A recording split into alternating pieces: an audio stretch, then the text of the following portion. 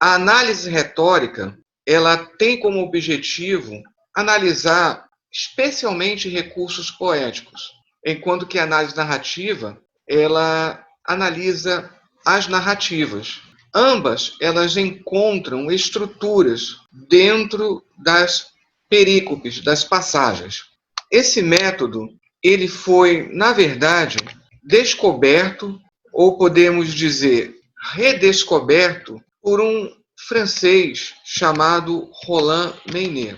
Então, o doutor Roland Maynet, francês, a partir da investigação dos aspectos poéticos envolvidos dentro do Novo Testamento, ele criou esse método. Tornou-se importante, já que ele analisa especialmente os recursos poéticos, ele tornou-se principalmente importante para o estudo dos livros poéticos do Antigo Testamento, bem como os livros proféticos, que também usam recursos poéticos. Talvez a grande descoberta tenha sido esse recurso dentro do Novo Testamento. Não tanto pelas cartas, em que você já poderia esperar algum recurso poético e de retórica, mas até mesmo dentro dos evangelhos, em que você poderia esperar especificamente uma análise narrativa. E é importante aqui diferenciar da retórica clássica greco-romana. Essa diferença básica é por não buscar, como essa, o convencimento dos leitores ouvintes. Aquela questão de convencer a todo e qualquer custo. E, inclusive, a retórica clássica greco-romana, ela poderia convencer tanto positivamente quanto negativamente. Basta lembrar o quanto Sócrates, Platão, os filósofos clássicos em geral, eles usavam a retórica de uma forma positiva para combater os postulados que levavam a falsas conclusões dos sofistas. Então, essa era a retórica clássica greco-romana. Já a retórica bíblica semítica, ela procura enfatizar o ponto principal de uma mensagem, a qual encontra-se prioritariamente no centro da perícope e não ao final, como era utilizado na retórica clássica greco-romana. Ela é bíblica por ter sido descoberta a partir dos textos bíblicos, mas hoje já se sabe que ela não é exclusiva da literatura bíblica. Por isso que ela também é semítica, por ser um recurso identificado em outros povos de cultura semítica. Um bom exemplo é o Alcorão, que é o escrito sagrado árabe que utiliza bastante a retórica. Já tem muitos estudos dentro do Alcorão utilizando esse método. Aqui uma pequena palavra sobre os recursos poéticos dentro dos livros proféticos. Eu selecionei aqui Isaías 5, no versículo 7, apenas a segunda parte do versículo, que diz assim, numa tradução alternativa: esperava pelo juízo e eis derramamento. E aí fica subtendido, de sangue. Esperava pela justiça e eis clamor. Aqui, só esse trecho, essa parte do versículo, ela faz um jogo de palavras espetacular. Juízo é a palavra mispat, essa primeira que eu procurei marcar em vermelho. E derramamento é a palavra mispar. São duas palavras sonoramente muito parecidas. Eu marquei em azul a única letra que é modificada. Então, mispat, finalizando em tet, e mispar, terminando em ret. Como se não bastasse, ele faz um outro jogo de palavras, depois com justiça e clamor. Então, justiça, a palavra é tzedakah, e clamor, tsiaká, que também tem a sonoridade semelhante. Eu marquei as duas palavras em verde, e em azul eu deixei novamente a única letra que é modificada. Esse recurso poético você vai encontrar em várias partes dos livros poéticos. Porém, você só consegue resgatar vendo no texto na língua original. Eu participo de um grupo de estudos que é organizado pelo professor Valdeci Gonzaga, lá da PUC-Rio. Dentro desse grupo, eu elaborei até um artigo completado pelo professor Valdeci Gonzaga. Eu vou agora explicar de maneira resumida os diferentes níveis retóricos. De que maneira você organiza uma passagem? Começa-se pelo membro, que é a unidade mínima de organização retórica, que pode ser chamado de um sintagma, que compreende de 2 a 5 termos, ou seja, palavras, que formam uma certa unidade sintática, a menor unidade que faz sentido e que nem precisa ter o verbo. Então aqui nós temos exemplos. Louvai a Deus, o Salmo 150. Eu, Adonai, sou teu Deus, Êxodo 20, versículo 2. Esses dois primeiros exemplos têm até verbo. O terceiro exemplo ele possui verbo. Pedro, apóstolo de Jesus Cristo, o início da primeira carta de Pedro. E assim vai. O segmento é uma unidade superior ao membro, formado por 1, 2 ou 3 membros. Equivale à ideia que nós temos de oração.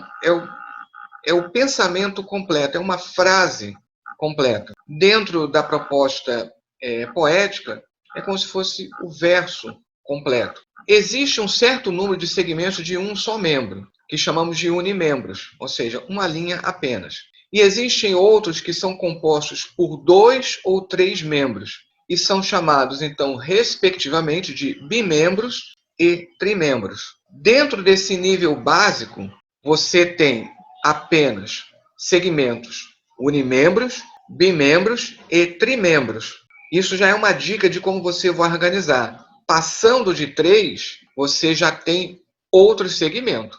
Aqui eu vou dar alguns exemplos. Exemplo de segmento bimembro em paralelismo sinonímico, ou seja, você tem uma correspondência exata de significados entre os diversos membros. Então, aqui no Salmo 24, de Adonai é a terra e sua plenitude, o mundo e os que nele habitam. Nesse exemplo, terra faz um paralelo perfeito com o mundo, sua plenitude faz um paralelo perfeito com os que nele habitam. Ou seja, o que é a plenitude?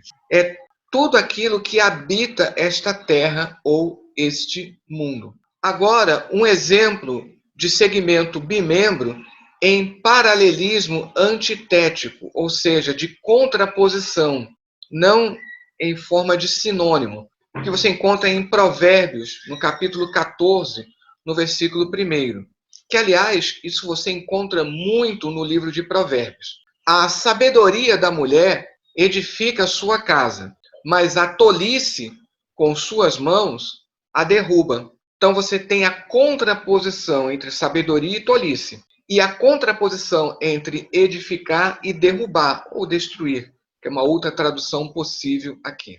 Um outro recurso poético, muito explorado nos segmentos bimembros, é a chamada disposição quiástica, em que você faz uma espécie de comparação, mas de forma cruzada.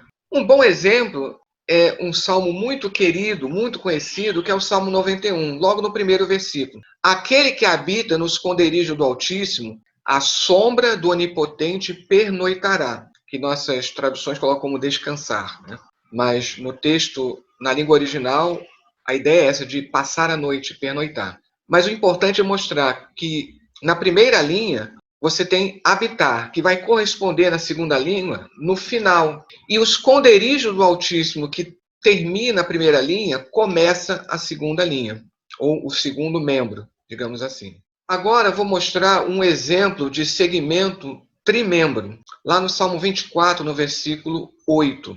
Como são 3 linhas, ou seja, 3 membros, você pode ter, começando com uma linha introdutória e depois 2 linhas que se correspondem. Você pode ter a primeira linha correspondendo à última, ou então as 2 primeiras linhas com uma comparação e a terceira como se fosse uma conclusão.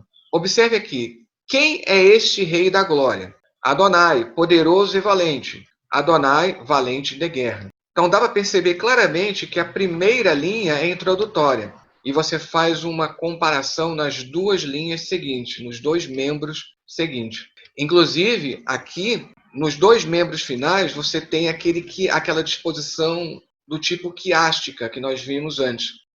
O segundo membro termina com valente, isso descontando o nome divino, termina com o adjetivo valente e no último membro começa com o adjetivo valente. Agora, um outro exemplo de segmento trimembro, agora lá na primeira carta de Pedro, no capítulo 1, versículo 23, em que também agora você vai ter uma conclusão na terceira linha, no terceiro membro. E os dois primeiros estão também em disposição quiástica.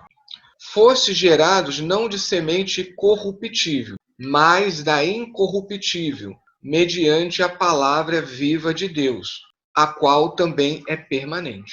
O próximo nível retórico é o trecho, que é superior segmento, formado por dois ou mais segmentos ou apenas de um. Se você passar de 3 trechos, aí você já tem a próxima unidade, o próximo nível retórico, que é a parte. Como segmento que se compõe de 1, 2 ou 3 membros, e os trechos se compõem de 2 ou 3 segmentos, ou mesmo de um só, assim também a parte se compõe de 2 ou 3 trechos ou de um só. Às vezes também pode-se ter uma subparte, ou seja, a partir daqui eu tenho a perícope. Se você passar de 3 partes, então você precisa ter subpartes. Ou, melhor dizendo, voltando aqui, se numa parte você tem mais de 3 trechos, é porque você precisa ter subpartes. Aqui eu vou dar o exemplo do Salmo 34, no versículo 8 a 11, que constitui uma subparte dividida em 2 trechos, e cada trecho possuindo 2 segmentos bimembros. E cada segmento vai corresponder a um versículo. Então aqui você tem, isso é na numeração hebraica. A nossa numeração seria, como coloquei aqui, do 7 ao 10. Então você tem o primeiro trecho formado por 2 segmentos. Acampa-se o anjo de Adonai ao redor dos que o temem e os liberta. Esse é o primeiro segmento, que é um segmento bimembro. Todos eles são bimembros aqui. Depois, no versículo 9, saboreai e vede que bom é Adonai. Bem-aventurado o varão que se abriga nele. Agora, no segundo trecho, temam Adonai seus santos, pois não há carência aos que temem-no. E termina, os leõezinhos empobrecem e têm fome, mas os que buscam Adonai não carecem de nenhum bem. Acima da parte, então, você tem a perícope, ou passagem, que é a primeira unidade separável capaz de autonomia e que pode ser identificada, como eu mostrei lá no vídeo sobre o método histórico crítico, é você analisar onde ela começa e onde ela termina. Você vê a questão de um assunto fechado, os mesmos personagens, o mesmo espaço geográfico e assim por diante. Eu expliquei isso lá no primeiro vídeo. É, por assim dizer, então, a unidade mínima de leitura ou recitação. Então, quando você faz uma leitura devocional, ou aquela leitura inicial no culto da igreja, como eu posso identificar aonde eu posso iniciar e aonde eu posso terminar? E que não necessariamente está delimitada por aqueles títulos, né, das edições, como eu já expliquei em outro vídeo. Então, aqui eu tenho exemplo, um salmo. O salmo você não precisa delimitar porque ele já está delimitado por natureza. Uma parábola, uma narrativa de uma cura e assim por diante. E que pode constar de várias partes. Eu volto ao exemplo do Salmo 34, que é uma perícope ou passagem organizada em 3 partes. E aí eu vou mostrar os versículos na numeração hebraica. Sendo que as partes extremas são, por sua vez, organizadas em 3 subpartes. Então aqui, tirando o título, que é o versículo 1 na numeração hebraica, eu tenho a primeira parte dos versículos 2 ao 11, e aqui as 3 subpartes. Como cada subparte é dividida em trechos, por isso que eu tenho que ter a subparte. Se cada subparte não fosse dividida em trechos, então eu poderia dizer que seriam 3 trechos, mas como cada subparte está dividida em trechos, por isso que eu denomino subparte. A segunda parte, que é a central, E por ser a central, ela torna-se a mais importante. É aonde, prioritariamente, eu busco o principal da perícope. E aí vem a terceira parte, também igualmente subdividida em 3 subpartes. Passada a perícope, a grande contribuição da análise retórica e dos métodos sincrônicos como um todo. Se você tem uma perícope que se segue a outra, qual é a correspondência entre as duas? Qual é a lógica nessa sequência de perícopes? Então, a sequência é a unidade superior à perícope e é formada por 2 ou mais passos, ou seja, perícopes, formando uma divisão maior. Depois da sequência, você tem a seção, que é formada pela organização de várias sequências ou de suas subseções, assim como as perícopes são unidas pelas sequências. E aí sim você chega ao nível retórico maior, que é o livro, que é formado por suas várias seções que compõem o texto todo, ou por vários livros, como é o caso do inteiro saltério, já que é dividido em 5 livros. O livro é a unidade retórica maior, mas alguns estudos já apontam também a organização de algumas coleções de livros. É o que vai acontecer, por exemplo, nos profetas menores. Sabe-se que não é uma organização em ordem cronológica, segundo a maioria dos estudiosos. Amós é o primeiro escritor, e, entretanto, ele aparece em terceiro na lista dos livros dos profetas menores. Mas aí parece que se faz uma comparação entre Oséias e Amós, já que Oséias é o outro profeta que é direcionado ao Reino do Norte, e Joel fica então no meio.